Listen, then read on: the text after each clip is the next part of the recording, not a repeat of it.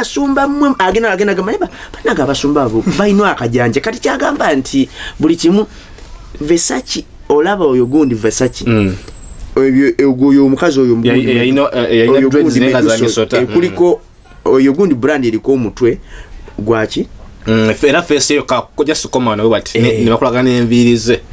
ngali awa namaso kanyinga ga kibumbe oyo nobo yali munamunyi oyo omukazi bwe wamutunulangako kubanga yali yakola shoot nebo bwe nga tojambadde bodyguard we gwe yabera naye yali ayambala shoot kati bwe wamutunulangako nga toyina shoot walinga okwata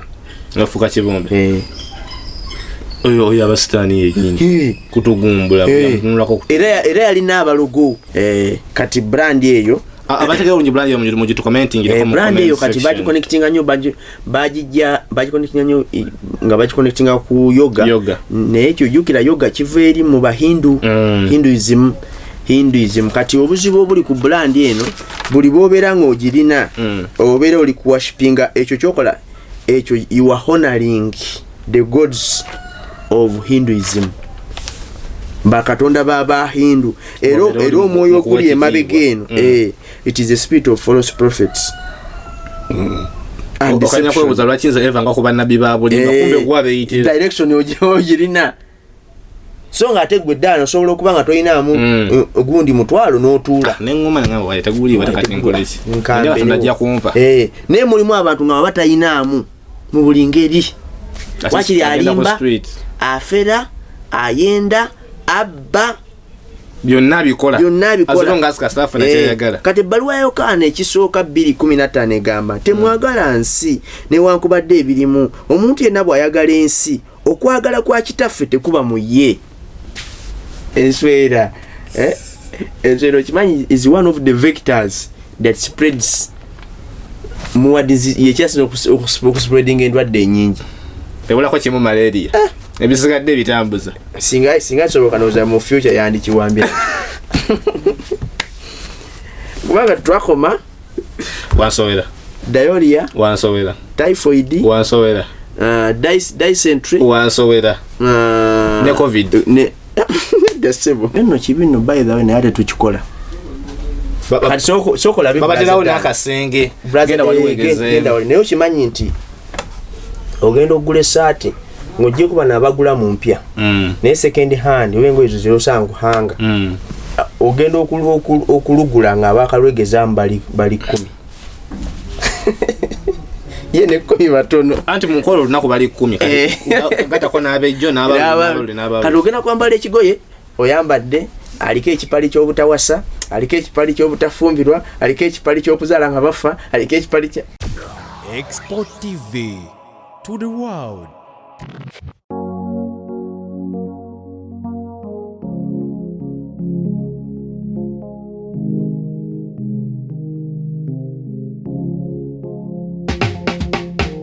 Kankwanjulire Cambridge Junior School esangibwa Matugga Kito bano beesowoddeyo okubangula omwana ow'omulembe guno omwana agenda okufuluma ng'alina obukugu obulala bungi omuli okukozesa ebyuma bikalimagezi oba kompyuta okuwuga okuyimba n'okukuba ebivuga byonna ate nga ne co-curricular activities tetuzisudde muguluka buli nzikiriza y'omwana essibwako essiira tulina day ne boarding buli ekikozesebwa ku ssomero omwana akisangako abasomesa baffe batendeke tusobola okulabirira omwana wo okumala ebbanga lyonna ne bwe guba mwaka mulamba kusa n'eddekeya eri abannassale. Cambridge Junior School esangibwa Matugga Kito kilomita 1 okuva ku Bombo Road. Okumanya ebisingawo kubira administrator ku 0773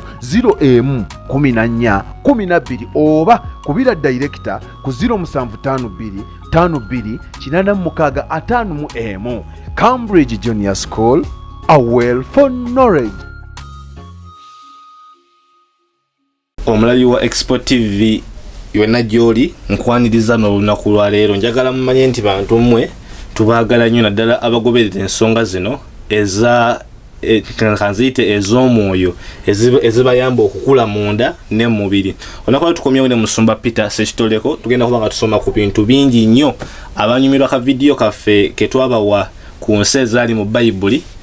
Mbebaza nnyo abatanaba kalaba mbe nkalo jinga mugende mukalabe kubanga kalimu amakulu mangi mulina ebintu byemulina nenga temubivaluinga saate nga Bible ebyogerako nga matabuta abatalaba ka video ako nsaba oddeko waggulu awo kalabe kuba kalimu amakulu mangi nnyo. Si kulwiseeyo njagala twogere ku kyaleero tulina ensonga gye tuleese eno ensonga ndowooza esinga kukwata ku bavubuka. Olina omwana oli muvubuka we kennyini obanga olina mutowo akyali myaka gy'ekivubuka nkusaba omuyita asembere kumpi nawe omukadde tovaawo kubanga ffenna kituzingira wamu mu kumanya ne mu butamanya. Nga tunaa kutandika njagala sooka kubanga mpisaawo omukulu wange wa Cambridge Junior School agamba nti muwe abaana abeere nga abasomesa mu ngeri yonna esoboka. Omwana amusomesa ebyomukirasi, omwana eddiini gy'omutwaliddemu gye bamuteekeramu kubanga amadini gonna bagasupportinga. Omwana mulokole ekyapo weeri, omwana musiraamu omuzikiti we guli ku ssomero, omwana tagenda komaawo asome okulunda, omwana asome okukola emigaati, omwana asome ebyemizannyo kwegamba agenda ovayo nga akubye ebinyonyi nga 9 n'ejjinja limu bwe riti. Saagala kubalwisaawo nnyo naye kampisawo n'ettaka ery'ennakawuka eriri ku bugazi obwa 4.82 acres. Njagala nnyo okubiriza naddala mwe ba investor ba inland investor temukkiriza ba investor bwabwe tutwalako ettaka lyaffe mujje muzimbe company muzimbe bazita batya apartments muzimbe ebintu bingi musono kukola wessomero pamuvile wamma lakoneka enekati ndi kuttaka enebe eri kuttaka pamuvile eri kumazzi tukole pamuvila nga yakutaka tukole pamuvila naffe yaffe wano kubetaka eryo gaze bulungi lisobola okusupportinga ekintu kyonna kyoyagala ate bayitha waawo n'amazzi tegali wala bayitha we nakawuka amazzi ogalingiza nako bwoti era amazzi gamuli awo namwe bagala okuzimba ebifo ebisabirwamu nga churches ennene recreation places mujje nkubira ku namba y'essimu 0770 944 tukwa arrangement tugende ku ttaka eryo soko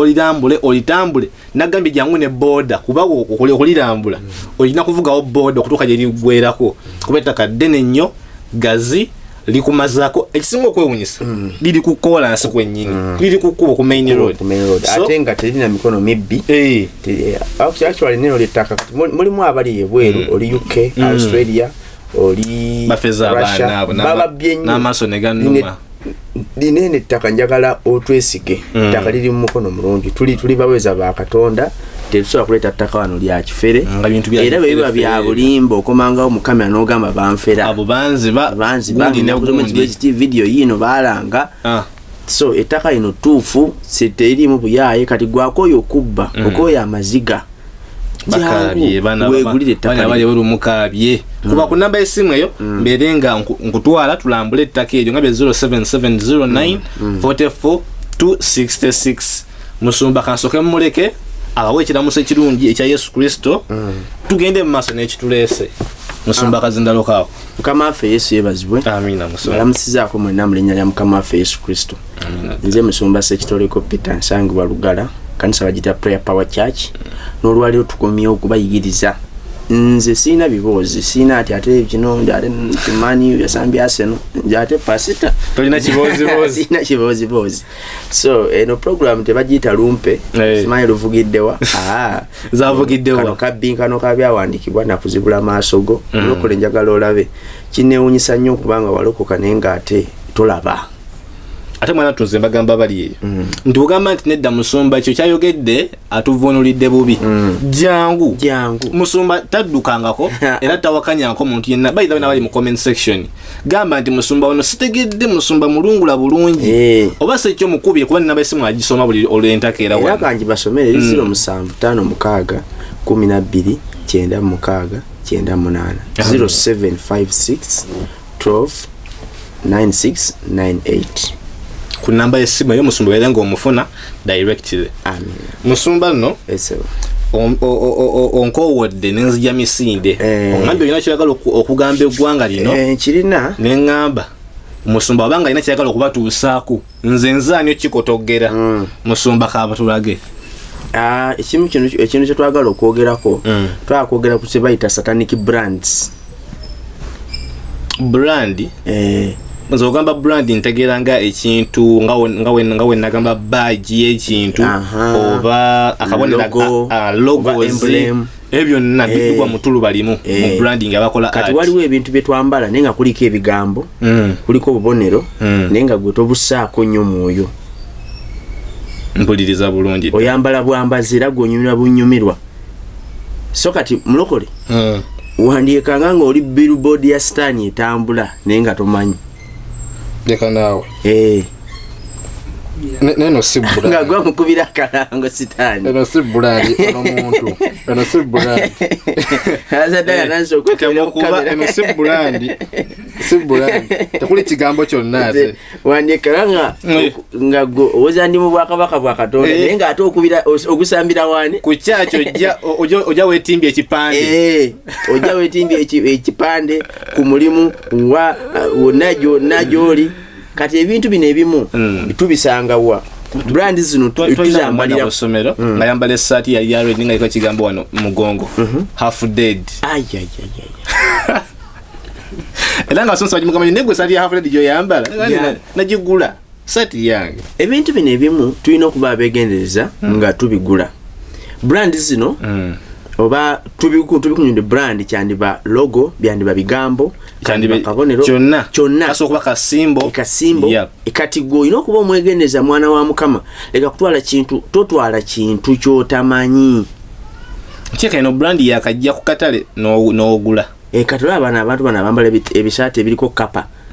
abantu tamaga bagamba ekigambo kiriko kapa kubanga obukazi obiri bwebitenga butudde bwesigamye abantu bambambala ebintu ntunga ye tasaayo mwoyo oba ayambadde ki mulokole ebintu bingi nnyo ebintu bitwetagisa okubeera sensitive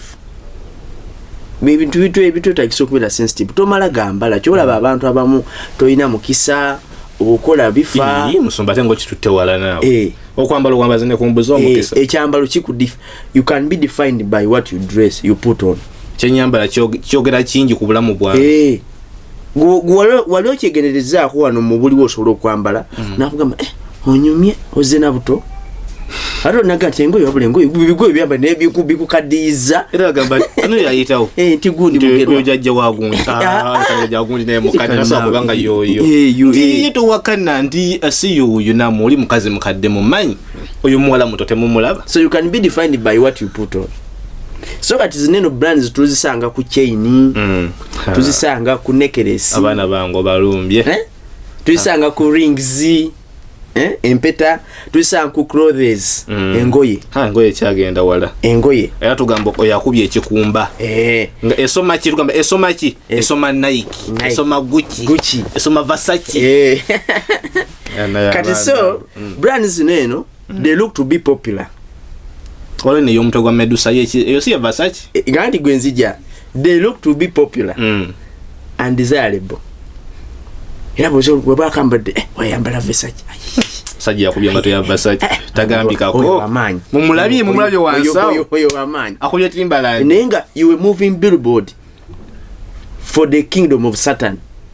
naye nzemba sintendinze to yes andi kati mulaba mu police mulimu omusango baguyita oba ali oguliddeko ti wa guilty by association ekyo nakini kyoliddeko you associated n'omuntu yaziza omusango okolaganye n'omuntu eyaziza omusango naawe nobeeranga naawe wamuddusiza wamutoloseza wamuyambyeko you are guilty by association yawo kati gwe bw'okwata ebya sitaani n'obyetimba noba mbutamanya noba mbutamanya tekugisa gamba ignorance of the law is not an offense yes bakutwala kati so bineno kati they are instruments of witchcraft that brings quiet harmful spiritual assignment in your life. They are quiet but harmful. Yes. Bikola okola emirimu gya Satani nenga ojikola mukasirise nenga ate wekosa kati abana ba Mukama kye batamanyi yayambala bwambazi kankulu tulina kuba sensitive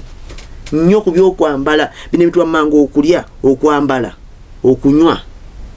omuntu yandibadde nga sensitive kati wemba sinywedde mwenga tekatwaki kyekimbeza sensitive nganywa amazzi nakyo mkimbere sensitive kutuzo obuzi twengenda okunywa wano si mazigo kati abantu banywa ebintu bingi anti ngambi oguba nga si mwenge ebisigadde ndoza ne wempuuta buusi andi kati tobola Bible egamba nti temulyanga mmere eweereddwa eri ba idols eri bukatonda obutono newankubadde ebyokunywa Bible yekyogera ebiweereddwayo kati ebintu ebimu tulina kyebalese nga saddaaka wa bakatonda esikirizibwa kulyako nze mbadde mmanyi abantu babeera mu masaba bakoona embuzi z'abantu bo tebalina musango kubanga jjajja yazirese musibe jjukira basooka ziwa balubo wabakiwanuka bamukasa kati ne zino engoye zino ziraba baba baziwonga kati kampule buli bwoyamba olugoye olwo nga luliko brand ya stand obeera okoze endagaano naye okutte contract n'emyoyo gye era gitandika okukolera mu bulamu bwo ku lwa brand eyo gy'oyambadde wayogera bwotyo nnyinza okukkirizamu lwa nsonga nebuza kati brand zezo nga Gucci Versace kiki n'endala balina sente nyingi ba Adidas bani neno babengoye ziri mu Adidas wano mu kibuga ku duka ya Adidas tebalina ka branch bazikolera ziva ku source emu ate abantu balonda nti abazungu bo si balogo naye tewali asinga muzungu bulogo omuzungu bya sitaani yatabuka muzibu nnyo beba they are the masters abamukuloga bebasinga okukikuba waliwonna bakuba bagezi bo kye bakirungiya ate engeri bwe bali abeeru abantu bamusana kubanga bateekamu ekifaananyi nti sitaani muddugavu tuli baana bakizikiza nti yani bagita the darker continent owuli alowooza sitaani alina engeri ife gye yakozesa abazungu ne batusiga ekifaananyi bone berungi bone beshuga coatinga bibawo kasukali kungulu bawo kali bobalaba nga berolooza nti bonna emitima gyabwe myeru nabbo ninga ate emitima gyabwe miki midduga omuwala boyo omulaba kubweru bwe nekireve ekyagala okuya ku ttaka ogamba ono wabula ajjudde imani emukulukutako naye nga wa kube babi kati sitaani yekyo kiyakola kati boyambala ebigoye byo you are making a contract with them you are making a covenant with them olwa brand eyo gyoyambala mu nsi y'omwoyo olina kyosayinize kati sitaani abantu abamu mu butamanya bakoze ne ddiiru ne sitaani bakoze ddiiru nani ne sitaani mu butamanya osobola okusaninga endagaano nga simanyi kati brother Dan nedda kati ne wano mu buliwo so okujja nekulako brother Dan nyamba osayingire ku wano njagala genda kufuna kaloni nyamba ntera ku buteezi wano ntera ko gwe ntikansayini naye nga tomanya nti nze ne gundi tukiriganyiza ensiga gipadde naye nga tomanyi ogekulaba ku kimenke ensigo wagituuze iyi n'endagaano osese mukono musha soma yenza kyetu kati so Stan is the master of this guys. Stan ye jiragira yenyola bwatyo la munsolo zonna balondayo musota nti gwe gumufanana kuba guli flexible gwenyolera bwenyo kibe guti waliwe gwebaka waliwe gukola bweguti waliwe gwezinga gumanyina okubuuka omusota mu bisubi wali ogulabye sirabanga yo nsonge emanyi okubuuka kutaka yiyo kabuli bamwe etambulirawo gwe musota kyo mu bitonde byonna Stan nga bolaba Yesu bamudisfyingira mu bintu bingi Stan ekimu mu bitonde mwe bamunyonyolera okuva mu lubereberi musota olw'obukalabakala obuyaye omusota ogwo muyaye otegedde nikuulira bulungi bayira wanzujukiza n'akayimba lwakuba kanso oyinza okuba tokamanyi akaliwa nkagamba akuba kaluzungu nayenda kavunula nga nakagamba nti olowooza sitaani ayinama you think the devil has horns kayina nga yekatambula kanyoya nti oyinza olowooza sitaani ayina amayembe naye si bwe kiri atambula asaniridde akaviiri ayambadde esuuti ate nga mukakkamu bulungi nnyo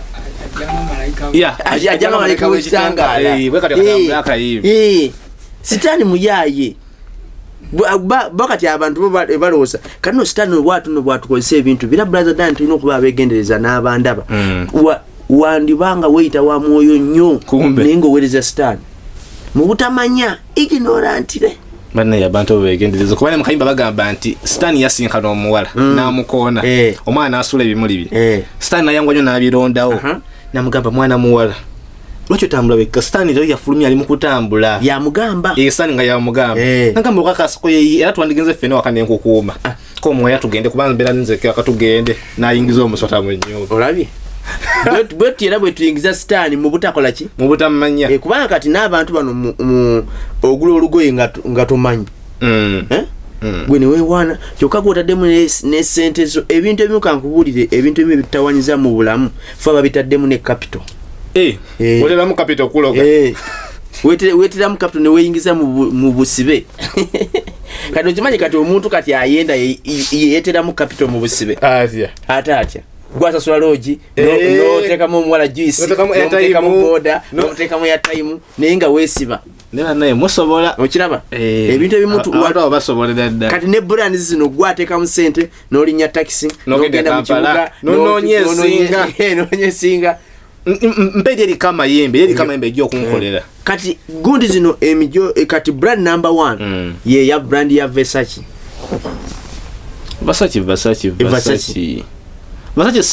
sikwe kuliko omutwe gwa Medusa Medusa yali mukazi naye nga alina emisota ku mutwe gundi dreads gyali mitwe gyaki brand nagana okujambala kati golo okuba kati oyina spiritual insight olina okumanya nga teri safe naye ate omanyi nti obutisatu abantu babwagala nnyo banaye omuntu afira nawe era kati waliwo ayomba naye basumba mmwe agenda gamba banaga abasumba abo balina akajanja kati kyagamba nti buli kimu Versace olaba oyo gundi Versace oyo omukazi oyo kuliko oyo gundi brand eriko omutwe gwaki era face yo kakojja sikoma nawe bati ne bakulagana envirize ngali awa namaso kanye galinga ga kibumbe oyo nobo yali munamunyi oyo omukazi bwe wamutunulangako kubanga yali yakola shield ne bwe walinga tojambadde bodyguard we gwe yabera naye yali ayambala shield kati bwe wamutunulangako nga toyina shield walinga okwata nafuka kibumbe oyo abasitani yenyini kutugumbula kunulako era yali n'abalogo yalina abalogo number 1 abambala Versace mbatumiddeko kati omwoyo ogufugira emabega wa kino t-shirt ekyo kyoba oyambadde ate batera kiteeka wano mu kifuba webanga to bakiteeka wano waggulu ku top bweti wemu wakutwisaza bati kati wano olaba kati ebintu ebyo kankubuulire weebuuze lwaki kifaananyi ekyo bakikubangaawo mu kifuba lwakuba ebintu bimino tetubitunulira naye Bayibuli egamba mu Timoseewo ekyokubiri essuula emu onyirirwa musanvu tisibawanga mwoyo wakutya naye ow'okwagala n'amaanyi n'okwegendereza okawulidde ako fe bwe twogera bino baga oyo nno mutiitiizi naye waliwo kye bayita okwegendereza kati omwoyo ogufugira mu kibrandi kino olowooza lwaki bakiteeka wano mu kifuba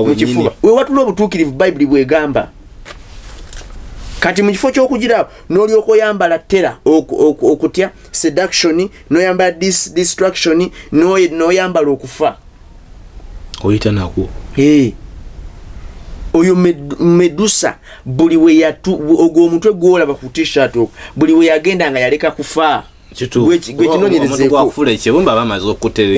buli we yagenda nga yaleka kufa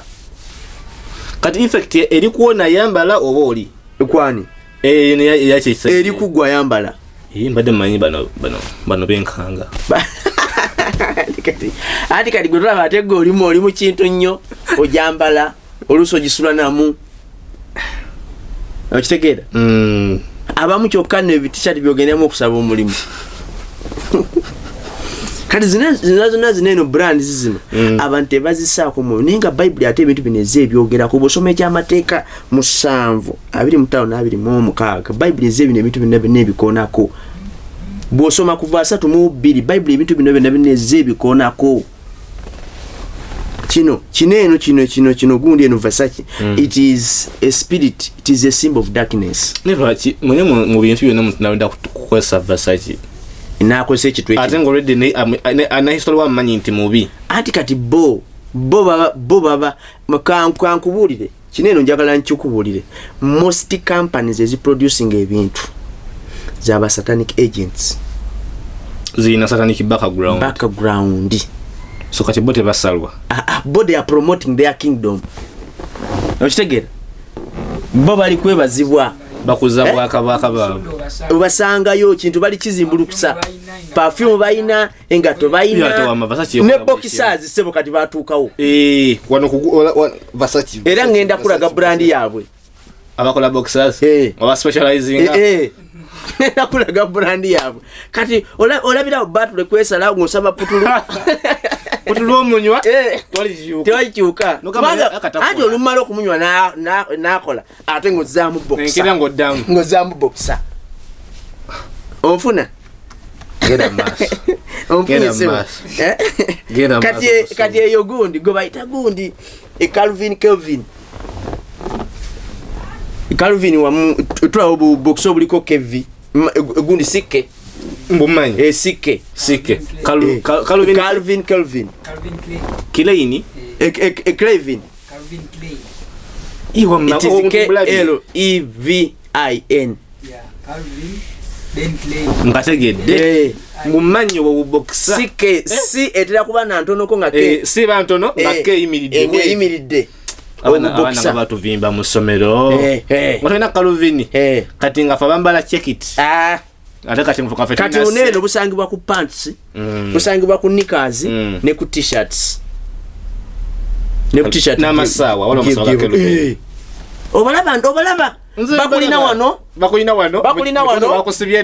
wano kifuba bakulina tolina wotolokera kati olaba bali kufunza ebifo ebiri sensitive meter box je bali bagisibyeko dda olaba kuzala abana nga balaluka abana bina kuzungula osibaki abana bina kuzungula bali violet nnyo watali violet bazala mawube mawube autism nafuka autism mwoza temuli ya bulungi kama ise omuntu bisala yafuna olubuto namutaka ku diet naye autism chichi kumbe meter box kati Calvin yawamba yodda bama manufacturingira abantu babwe obudde obalida oli kubbo kwenyini mu kifuba wayambadde dda kati osanga abavubuka bange bannaye nembulago nakuba olujegere kati oyambadde gundi eno brand ya sausage twogedde otadde Versace mu bulago Versace ni mu kifuba mu kifuba ina boxer ya gundi Calvin nonyweza oyambadde ne Calvin ku mukono togambika kati nga wenna wesibye sitaani onywedde onfuna kati brand kyola kati omwoyo oguli emabega wa kino wa Calvin omwoyo baguta spirit of lust Calvin omwoyo okwa kyola kati obwenzi guwebuza lwaki kati obwenzi bunnyo kati abantu bagamba mbu nno tulya nnyo emmere genetically modified ekyo kireta obwenzi bukati omubiri gubeera nnyo nawo gubeera kufuna excitement ekyo nkiwakanye tokiguze kati naye ng'obuzibu buva ku kibrandi kuba weewuunye teri muntu gwosanga yambala Calvin kino munanjulira bali mu comment section teri muntu ayambala Calvin n'agiteeka munda alina okugiyambala n'akasa nti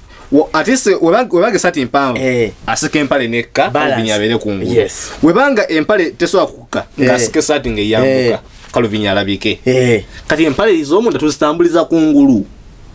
kati nno andi kati obunamu olaba ndowooza spirit of lust ndoza ebira ekireta kiri kuba oli abayagala empale y'omunda ebeere kungulu akusikirize kuba kati ate buba bukwata ate butta ne system kubanga mu busawo tebalagira nnyo obuntu obutukwata kituufu medically batugana okwambala obuntu obutunyweza olina okuba nga weetaayamuko abakulu bantegedde kati omwoyo oguli emabega wa brand eno the spirit of what impurity and the spirit of lust obwononefu okwakirira buli ssaawa bwogambye empale etambulira inakubeerawo akulageko nti nyambadde okitegeere waba mukyala ayambala babuyita kuloko top kuloko bottom munandedeeza buno bubeera wano buti butwayitanga bukundisho kati ati bwe buliko munna kati nasawa nempale ku kundi nebanga Calvin Klein kati so you dress oyambala brand eyo naye nga kyotamanya nti okoze spiritual sexual agreement with the spirit mukiriziganyiza naye gwe tokimanyi kati saba tulina okuba begendereza abaana ba Mukama twegendereze tukiwulidde bulungi baana ba Mukama tukole ki kati brand neyambalira zino brandless brand endala bagita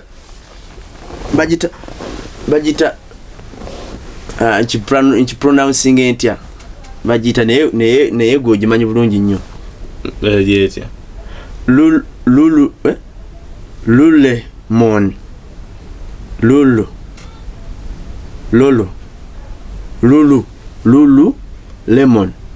Lululemon ezanyo kola emisipi ekola bingi ekola ebisipi ebirebeta bwebiti naye brand eyo connectinga nnyo kukibayita yoga omanyi yoga bino ebyabagondi nobeera osoma meditation newemenyamenya nokola bwoti kati brand eyo abategera bulungi brand eyo mu gitu commenting brand eyo kati bagiconnectinga nnyo bagiconnectinga nnyo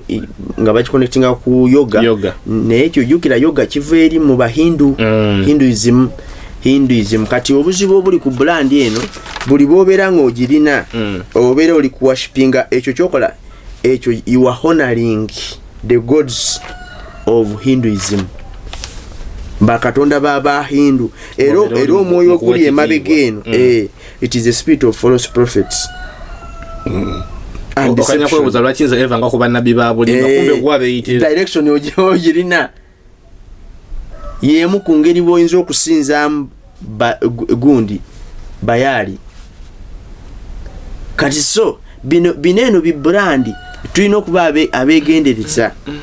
bana ba Mukama nga bataiza side ne side omuntu nga bwe yakula keko Lululemon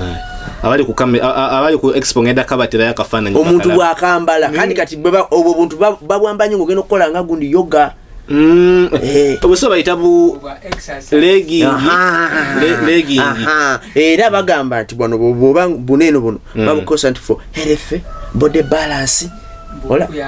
akusesinga bulungi mbukabaka nani kabaka sano kusa kati noba nga bujja bulungi omubiri gwo ngabo wakola ki abakyala ne bani ne ati nona abakyala ate bagala nnyo munna abakyala omukyala yakala nnyo nyakulaga omubiri gwe ate kati okulaga emibiri gyawe mu gym omulembe bagenda okukola ebyo simanga yogabi era ogenda funa explanation oli agenda kulaga nti ate kyamakulu nnyo mu gym explanation kigasaki okwambala akantu bwe kati ngogenda kuddukamu oba ngogenda kugolola ku binyo kugamba nosoka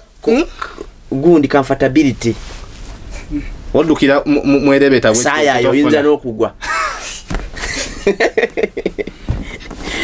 ogwerida ko answer we bagenda kuddamu oyinza n'okugwekifayo ne bana mwe bayinza kubuza tukolere mu Mothers Union temwambala Mothers Union ne waliwo empale z'abaddusi bitraka trousers tebabyagala kangule guno omulembe brother dad omuntu bw'atakuwa kale bw'atayambala nti kyengamba wali nyayaga nti abula oyo natuwadde nyambala eyo oli nayambala na kali waliwo omukazi gwendayo mu taxi park kabadde kawala kawanvirivu naye nga kambadde eyo nyini brand ninga bonna obubina babusibye era obwedda buli waita abatuna bamutunaku bwe bati tunakumaga bannange batavuddewa oba bagala tubeere open kubanze nalindambeyo n'omusajja manyi musajja ali mukulukulu abatakyaswala kwogera kintu kyonna nga akigamba omwana omuto netusanga kangambe mukyala kuba yali akola ku mobile money najja okutugirako sente nga yambaddira akapale bwe katyo mwekatulaze kooli ko omusajja bwe nali naye muwala tola nti muwala w'omutuga mwana wabera kole sinazala koje bera muntu mukotegere kyenjogera twanga kapale ko yambadde mwala utassa nenga abiraba ebyo bagala bo nenga otambula okubira staniki become a moving wala satanic kujjayo nga wofana na wenna all the curves all the edges ate kati bote bakimanyi Bible egamba bebagala naye before leka nkusomere wanena akanyiriri kali mu gundi Luka 17 olusooka owulire mbadde nsomye kansomye gundi Luganda olw'abantu tugitegere bulungi manyi olwaleero nkozesezaamu nannyo oluzungu simanyi abantu bange manyi olina okumanya kirasi mwoli tulinamu n'abeekingere mu kirasi beekingere mwebali 17 olusooka egamba etya Lukka egamba nti n'agamba abayigiriza abe nti tekiyinzika ebyesittaza obutajja naye zimusanze oyo abireeta bakawulidde bulungi ewaakiri oyo okusibibwa olubengo mu bulago bwe okusuulibwa mu nnyanja okusinga okwesittaza kubo abato kati fe abato fe batukola bubi mukazi mukulu watambudde ne muwalawo kale mutabani wo muto wa myaka 10 nayenga wenna olinga omanye mu Lululemon wapakidde bupakizi batya olinga gwe banyizeemu obunyizi mu kagoye olinga gwe banyizeemu obunyizi mu ki bono oyise ne Lululemon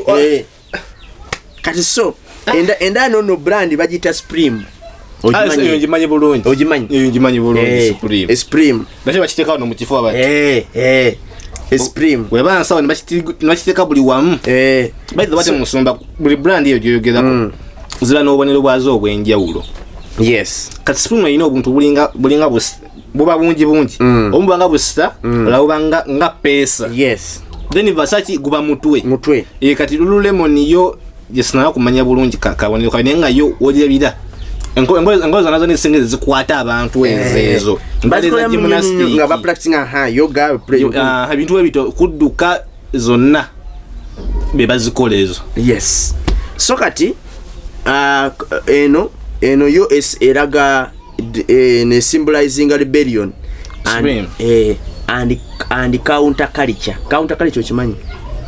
counter culture kazo kenchikuwe a group of people or movement whose belief behavior values go against or challenge the main traditional culture of the society. Counter culture banga ila rebellion ya main culture gobero okuba culture you counter culture wakanya culture kyegamba kitegezo kubera Supreme obanga okwesukulumya tituliwa ate yenkola ya sitani kubera bango osukulumya supremacy eyo kati ebibrand bemwambala kyola buba mukazi otuka nga tokyawulira olaba mwana butakuwulira arrogance webale nnyo eretawo kibayita spiritual arrogance owuliranga pastor auto kyayagala kumuwulira bosi wo pastor gotomulaba nebyakubanze nze nkuba ekikumba kati pastor ngamba ki taina kyangamba so it brings counter culture so era it aligns with the spiritual pride and blasphemy. Pride game blasphemy kwe kuvola okuvoola ekinene ekiriwo yes ndi ani musumba talina kyanga kasana talina kyangamba nze ebyabe sibigendera mute mundaba wano nze kubejo pastor ne walanga okusiba ennaku saroganze siziwulira ndi wakusiba n'obutasibira ddala nze mpuliranga sigenda kusobola so promotes culture of hyper that's emptying. So otuka nga ngowulira okaze naye nga oyagala kola so kumanya nti okaze olowooza anti bwe buzibu buliwo ku kintu eky'obwongo tosobola kumanya nti okaze so eno brand yennyini it mirrors out the fall of Satan. Etulaga Satan yennyini muggwe etulaga Satan yennyini muggwe Isaya 14:13. Musoma kyogera ate kati kinkoledde nnyo amakulu kubanga omanyi mu principles okusoma waba kusomesa n'owuliranga oli bulijjo oli musiro okutategeera kintu kitegeeza oli mu kukiyiga nawe nga bakugamba ng'owulira oli akugamba ekyo kyagamba okimanyi kitegeeza nti tolina kyoli mu kuyiga by that time era nti awo obeera ogaddewo otandika wali ku malala ne pride tokyayagala kuwulira olaba toyagala kuwekitegeeza nti tokyasoma tokyayingiza kyekireta okukala nga ngufunye bulungi. So kati supreme eno eretawo supremacy mu bulamu bunobanga werabanga oli ku top kati bino oli ku top kitegeeza oli ku bottom. Yes kati kankubuulire wano tulina abantu buwegendereze nnyo golowooza obadde onyooma omuntu kyayambala kimanyi most times abantu abambala glasses bugiraasi buno bamalala butya ez'amaaso oba olusaja nauteeka nebano balina olugezi tubamanyiko olugezi okimanyi omuntu ogalubindi era oli bamuhala ate abamufe buli bwe tulaba nga tulowooza yasoma okimanyi nesongamagabi kati wasoma olwazambanga teyasoma kusanga ove ku mulembe guno nti kati buli omu yayitayo buli omu ayambala glasses naye ku mulembe gulife we twalabanga ayambadde bugiraasi wa lugezigezi ate yasoma era abamu bwoli abayogeza luzungu abaluzungu abugalubindi luzungu nnyo kati olaba noza kati tulina engoye ze tumanyi nti ezo bw'ozambala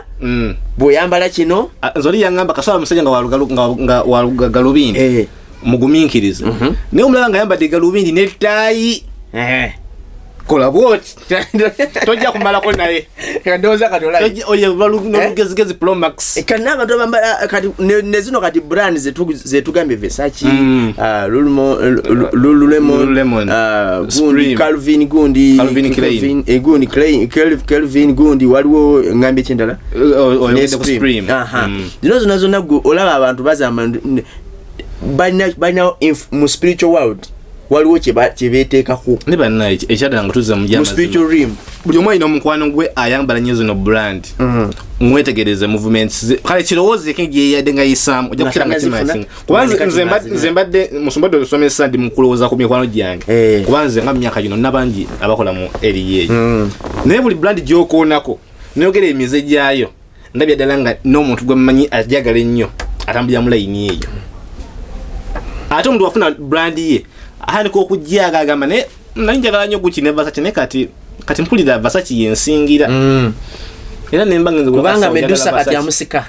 ninanze gwe mmanyi omulenzi so ayinza okuba tulaba bamuyita yeyita kati Uncle P alina brand yemu gye yeewa erinnya simanyi oba ogenda gyogerako wano nesokezaako P era wanagamba nti njagama yeeyo eyo ndigobedda gwegaaba brands nyingi obutagikoona nako nyingi kati so brands zino tube begendereza nnyo ku bintu byetukola ki byetwambala endala Gucci kyonna kyekiri pronunciation yo naye nga mukitegedde GUCCI eyo si yekozesa green lines bbiri then red wakati n'ensowera kati eyo nno sebu global company yabagagga yabagagga maanyi ate bw'ojambala elaga status era abantu bonna bano ab'amaanyi bambala nnyo Gucci okimanyi kituufu era oli bwagiteekamu wano ffe tuga ayemu sajja akubye Gucci w'amaanyi zino brand bambi omuntu akyali eri ewaffe ekiboga eyo munda eyo omanyi waffe waliwo ebifo ebiri interesting waliwo ebifo bibiri waliwo mu Kabada waliwo mu Kakopo omuntu ali mu Kabada ne mu Kakopo eyo ewaffe bino bambi ayinza okuba tannabakola ki naye wano abaliko mu Kabada nakyo era kitundu nga olaba gogonya nga bw'ogamba nedda nga bw'oyinza ogamba masanafu nga bw'oyinza ogamba nateete kati waliwo kyayita mu Kabada ne mu Kakopo omuntu yenna ng'osinzidde mu Kabada oba mu Kakopo nkwegayiridde tububireko kati bambi ye bino takola ki kati abantu bano bambi bano abambadde Gucci kati bo bebajja ate babasinza businza naye kati fe abali ne Kampala ffe tubyesonyoza sibyambala era gwe woyitawo gobolooza onkanze naye nga nze ndaba satanic moving billboard fayo mu Kampala tebikyatulya mugende mu byambalire eri bajja okulaba nga byamaanyi kati omwoyo oguli emabega wa kino is a spirit of mammon, a spirit ya mammon too much love for money, a greed, envy and wildness, okwagala ensi, okwagala ebinyumu, okwagala ensi. Omanyi Bible egamba nti bw'oba mukwano gw'ensi oba mulabe wa Katonda. Nsomba ngawe nkugambye nti lukyogera nkiraba nina omuntu gwe mmanyi in fact sina muntu gwe mmanyi nga baagala nnyo Gucci nini engalo zaabwe olina okuzegendereza kuba walimu ofuna ekintu akikubbako anti kibaita worldliness aina worldly desires yes mumativu munda muye yagamba mirembe kugwe tamatira akikubako kati yes ya mumalayo so nga tegwe dano sobola okubanga toyinamu ogundi mutwalo n'otuula n'engoma nga wayitaguli watakati nkoleki ndio tunajja kumpa ne mulimu abantu nga batayinamu mu buli ngeri wakiri alimba afera ayenda abba byonna bikola azonga asikastafu na kyayagala kati baluwa ya Yokaana ekisooka 2:15 egamba temwagala nsi newankubadde ebirimu omuntu yenna bw'ayagala ensi okwagala kwa kitaffe tekuba mu ye.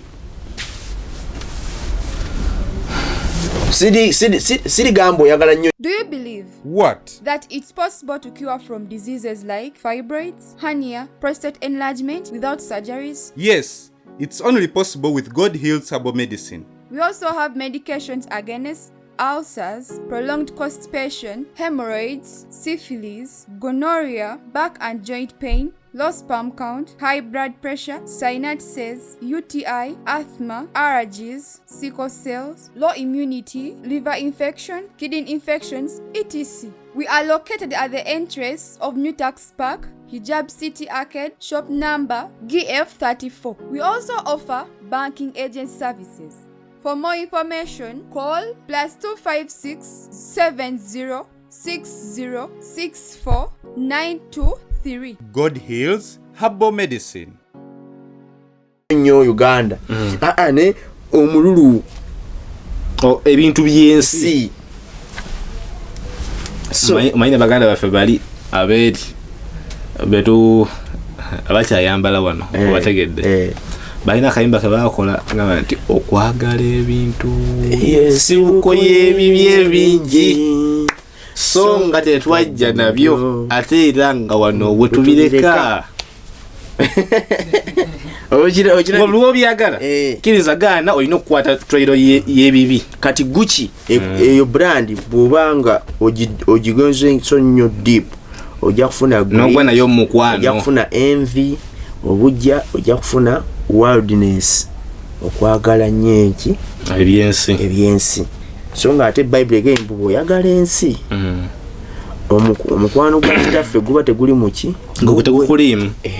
kuba gwe yagadde ensi kati brand eyo is the altar of worshiping money buli kimu sente era ne waba mukazi buli kimu kyemwogerako kibaki sente kimbibiri era ne bwakuba essimu kimbibiri sente abatafuuse kani sente sabayo omutwa sente nengo walofunyeko brother Dani kati gokyali muto tofunako omukazi asaba sente akutama kawulisa wa sente kale sigamba nti abakazi tebabawa naye asaba sente kisusa omuntu asaba sente nnyo naye akutama kiwacha ni wali kintu omusajja n'omuleka naye n'akutegeererako kati waliwo agenda ogamba nti abamu bakodo zimusaba musabi kati so ekyo nakyo weekiri Gucci ne Gucci kisobola kino togenda kyogerako ekiriwa nze Gucci kyalina kisobera ngolaba ki walaba eyina ekisobera simbo yayo yo mulayinza zesatu kubako ekisobera nga kituddeko nga kiri bwekingaba kati brand ene yamanyibwe bakyekozesa kisobera nga kati alondayo mu biwuka byonna kiriawo kisobera tekitegerekeka kati omanye enswera eyo enswera eyina ebifo mwesangibwa esangibwa mu bifo ebiwunyawunya ebifo esangibwa mu kabuyonjo tetebera wanyiriza nswera tebera wanyiriza tekisoboka kati so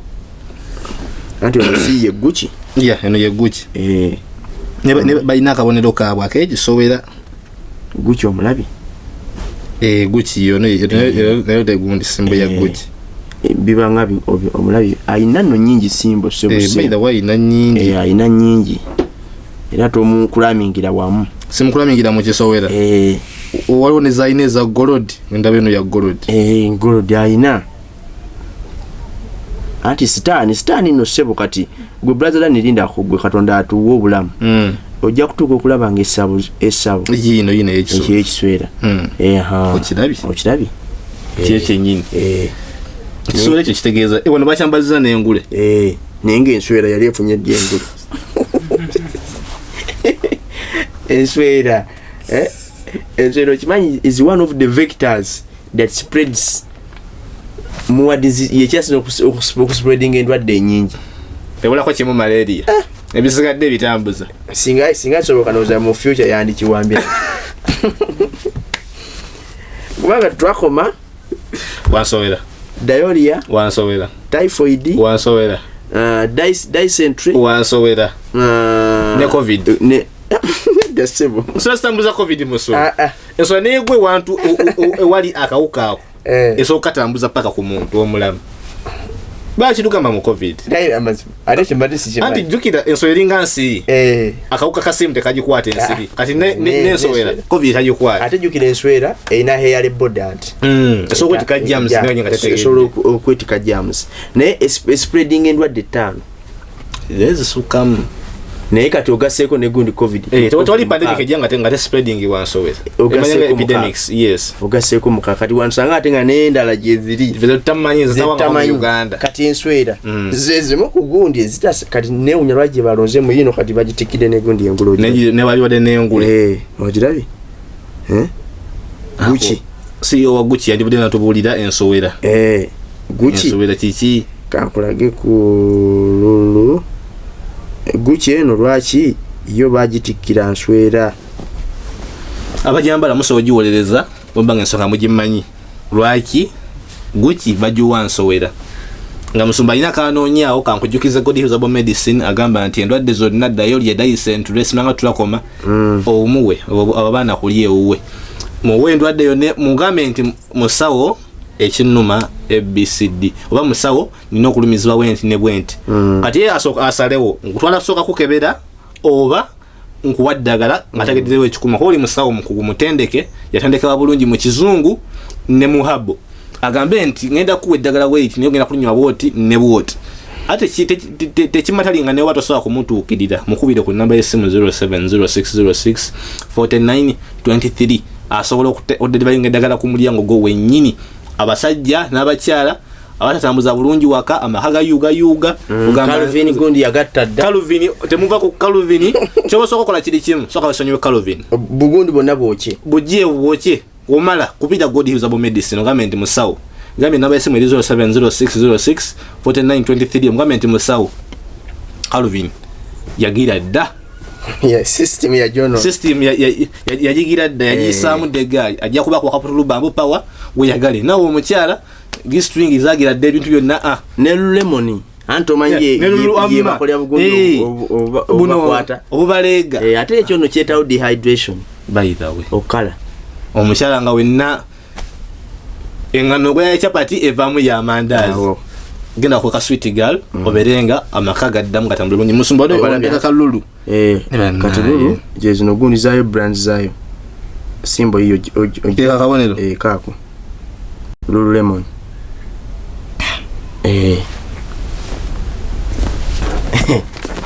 emusan tugenda kumuddawa ye atayiza buli nsonda toyina wo muwonda katoyina kuba mugezigezi bayiwe chebatu kanto bele bangala bayistani tewali munsi kintu kyatakola no gamba Bible bazikola beba kyasi alabe bina Sitani kankuji katonda banga takutadde ko kisaaki tosobola kuwona amakanisa ne masabo Bible gyeziri kati buli musamize yenna akozesa emyoyo gy'abachwezi akozesa Bible era essabo ly'abachwezi wolirabira balisibako nnyo bateekayo nnyo obutaala ettaala zino ez'omukono Latin lights ezo tukwata we zinene zedda zino ezifaanana mu sitima sitima nzitegedde bulungi kati aleba yaki ey'omukono kalo balubu ate bakozesa balubu ana amakanisa gyegali nga bazisiba mu nsonda waliwo ne hoteli gye twagenda eyo ne mbabuuza nti ne lwaki zino ttala zikola wano ku mulembe guno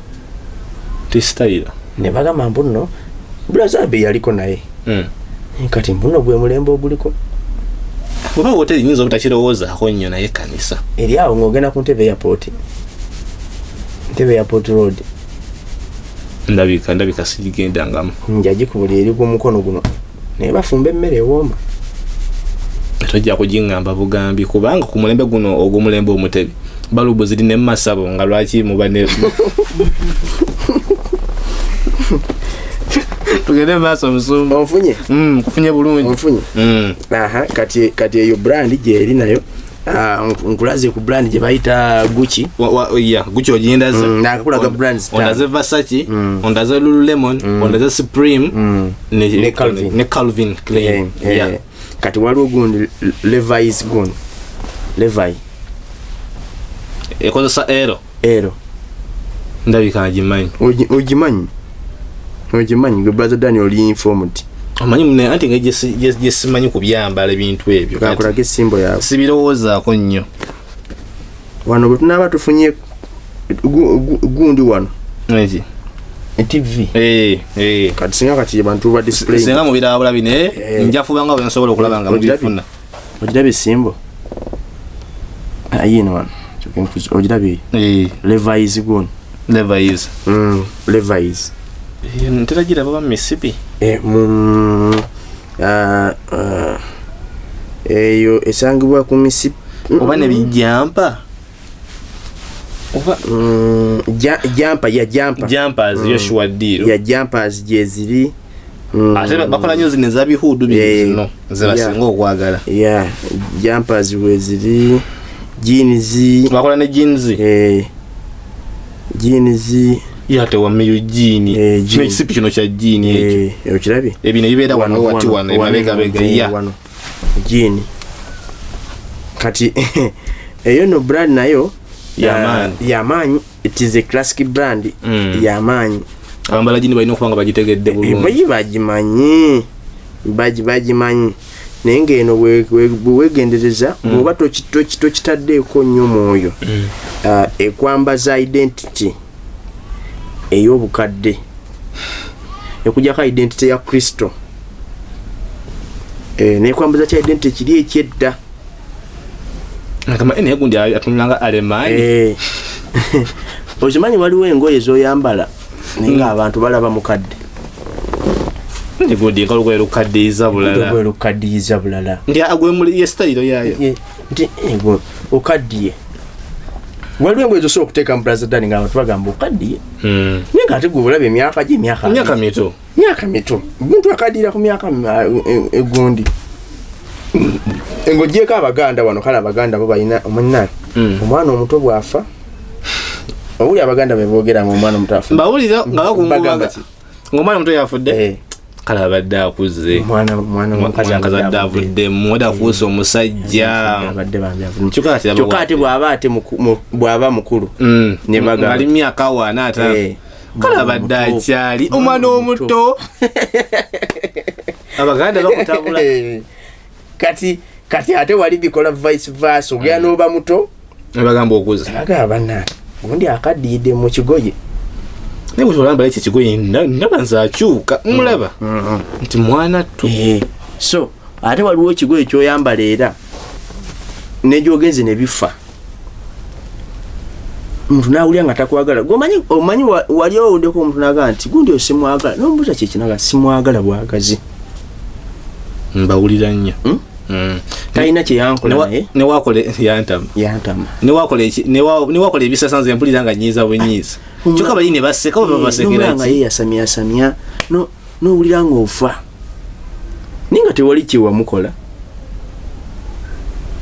so brand kati so ignorance is not offense is not defense in the spiritual world okubanga tomanyire ekikutaasa ignorance era sina kyakwawolereza ignorance is not defense in the spiritual world abantu noonye okumanya tuleme okuba billboard yani ya stan kati tuyinza kukola tutya okuwangula ebintu bino kuba mulimu oli nga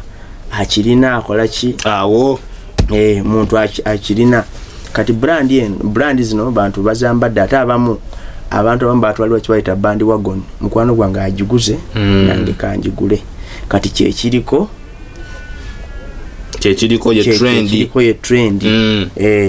Kansuye musumba nteziweddeyo. Kansuye ntozimaze. Ankonyeko mukukonyi. Ne brands endala. Kati waliwo ate kati eziri ku ngato sizijjeeyo. Zo ku ngato zijjeeyo. Wonekana okulya akasajja nga kuteba kati ennyondo. Polo. Ya Polo. Kuba noli mukono gabadde gamba kati yafuka Uncle P. Kuba buli kimu akozesa kya Polo. Webanga tayina kuba Polo. Webanga sawa ina kuba Polo. Buli kimu ayambala Polo. Polo ye brand. Kati ye yamuunza. Awo ku Polo wafiira. Era tojja yambadde Polo mbaba mukwano nnyo. Nnyo bwe muti. Kalidde koko yino okulyako. Kati bena kati ezo nazuna brands abaana ba mukama bayina okuzeewala. Oyambala tomanyi. Kino bakikwambaza tomanyi. Polo sieno kanja njagala okulaga wano. Polo sieno. Yoyo. Ogirabi kabeera kumbalasa. Kakutoba nnyondo bakiki. Nnyondo. Ogirabi? Yeyo nyini. Ate nono gundi zino zaba butisatu wera bulungi. Ziba ziki era museka. Classic man. Era bwajambala bwajambala nga alabika bulungi. Laba gentleman. Tuna kasanta alabika ina. Kasanta alabika ina. Olusi na kuba nakanyama kano kayine ngeje kavaayo. Kangezeko by imitating. Lwakuba Kanawe singa nawo kabaddemu. Era nange mwandigize. Ate kati ebyo Sidani brandi za zitundira nyumba hii. Baserebwa abantu abalina influence. Ibalo rupya nange bino kuchiko. Kati oli bandi wagoni eyo yogeddeko. Bwalaba gundi akikola kati jangu. Nayo genda n'ogula. Okifuna ndozi. Kati oyalaba eri oli yakoze. Nabya driven. Musajja mwagala nnyo. Laba yayambadde Polo nange nnoka kubamu. Kalaba kati nedda gutulaba kati ba serebo nti bobo bado tunya bubokisa bwa gundi sike gundi Calvin Kelvin. Olaba nga ba serebo akambadde nga tayambaddemu nga tayambadde waba mukyala tebambalira kwa bambala ko jasya waggulu. Waba musajja akambala empale n'ateekera. Kati nolabanga nawe ina nawo kusikirizibwa wamayo yinyambala yako ngamba omugabo tebakambala nanga kunanango kagula kati ngodo tuwache tugenda kukola wakati omuntu aliyambala nga tumanyi abalala bawa anko na kuwekirabo yakala mulaga nti wakyagala amukanjambalemu omusanyusa oyamba ne kikubaka. Yes, kati ekisooka kyoba okola dedicate them kwate ebigoyo biwonge musayi gwa Yesu siruocha nedda oluwonge musayi gwa Yesu lwambula amaanyi n'obuyinza. Naye waliwo abamu okubanga ate wawambibwa ddala tukyasula nakusaba kyekiyatawo kyekiri omulabe yakuzingako dda kuba nakyo kisuubire osokubanga okisagala too late ekyo n'olumunga n'olugoye wamala dda lwanonekana dda gwe ekintu kyakusigalako kati naye kyenenyeze kati kira breaking a solo tie kuba wawawe memeyo mwatabagana mubawe kyabatabaganya wakati solo tie gimenye n'omusayi gwa Yesu okono kuba kusaba kwa ddala ino kuyingira mu kati kirala mwe n'abagula engoye empya olugoye nga tonnalwamba n'oba olina munyamaddu sooka olusabire oluwonge musayi gwa Yesu obreaking endagaano ezifugire emabega w'olugoye olwo. Kati banabegereza mu dduuka banabegereza mu dduuka ekyo nno kibi nno by the way naye ate tukikola kati sooka olabe babaterawo n'akasenge genda naye okimanyi nti ogenda okugula essaati ng'ojje kuba n'abagula mu mpya naye second hand wengo ezo zirosanga kuhanga ogenda okulugula nga abakalwegezaamu bali 10 ye ne 10 batono anti mukolo lunaku bali 10 gatako n'abejjo n'abalulu kati ogenda kwambala ekigoye oyambadde aliko ekipali ky'obutawasa aliko ekipali ky'obutafumbirwa aliko ekipali ky'okuzaala nga bafa aliko ekipali kati musumba n'abagula empya tebawona manyi batya wabaawo tugeze ne bagamba nti t-shirt ya Polo tugiina mu size 30 40 50 60 kati bw'ojja gamba nze ndi wa 30 nsoko yambalemu baba ne okutestingirako kati wekutuuka nga bakugjayo wali eri mu kavere gye bwotwala ningi no maze okujambalamu kati ekyo nno nakyo kibi kibinyo kyo olugoye obanga tonalwambala singa soboka teekawo olugezigezi ogambe mukama mpongo olugoye ono mu ndagaano y'omusaayi gwo ndwambala naye mukama gwabasooka okulwambalamu naddala mu abambali abali mu busenge endagaano ne bwobaawo wamunange ebintu bino kule brother Dan obusibe kakulu obusibe obumu buvudde gye tutamanyi tutambulira mu mikono gya mubi so omulabi waffe wamala okulusabya ne wenkoona lugoye lwange paka kuwulira bubi paka kuwulira bulungi kati abamufa nnyo kulwoza kulugolola emizimu tebagigolola emizimu tebagyoza Musumba kyatwongera mubeere bulungi mukama abatwagalire bannaye muwulidde ebigambo bya Musumba bulungi abagala ettaka nakawuka temugyerabira ku 0-7-0-7-2-6 gambe nti nze ndi wattaka niwe okoma ku ekyo ebisigadde nja kubanga nkubulira ekiddako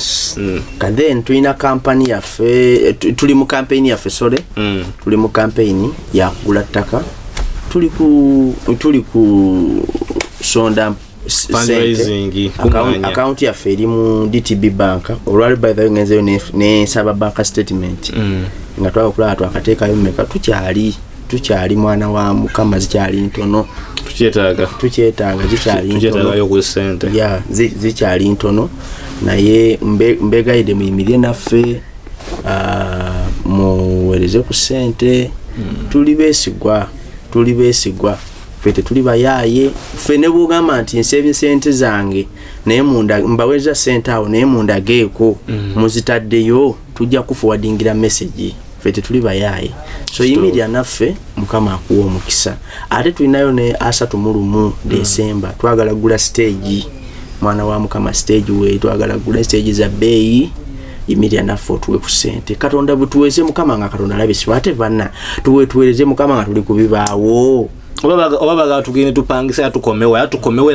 nedakisawo netugula lumwe yaffe walabe yali ali katonda praise Jesus yali ali nyito tunejoko nekikola ki ebibaawo they disappoint so very unreliable esimu eri 0756-12-9 mukama watuwera omukisa mu nsonga yonna ekwatagana ku bya kanisa oba okukuŋŋanya ssente oba ki enamba gyoba okubako ejja kukwatibwa directly n'olwekyo nsaba tukome wano tusinkane omulundi omulala. Amen. Export TV to the world.